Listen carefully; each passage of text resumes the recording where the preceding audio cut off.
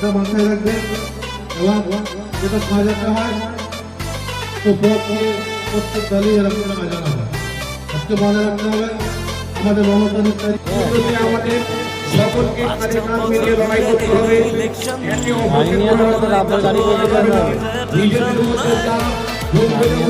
সেটা মেনে নিতে হবে। আমি সব থেকে করে আসবে তো করে আসবে তো বাংলা যখন আমরা সবাই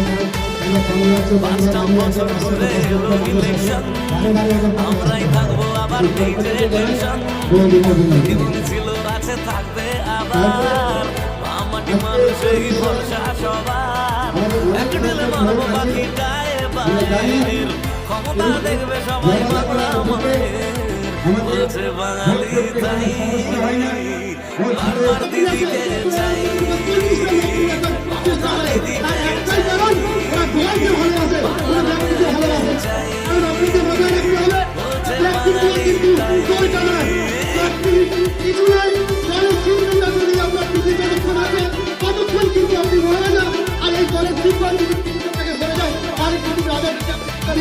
সময় লাগবে না।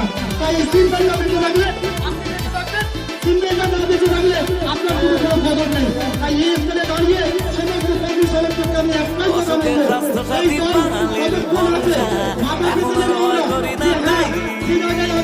আমরা ভারতবর্ষের সংখ্যালঘুরা বর্তমান সময়ে বাংলায় যে পরিস্থিতি সেই পরিস্থিতির মধ্য দিয়ে সারা ভারতবর্ষে যেভাবে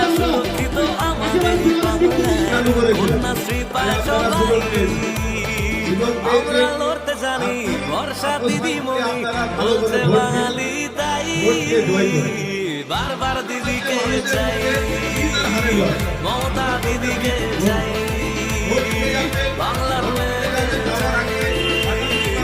বলছে বাঙালি তাই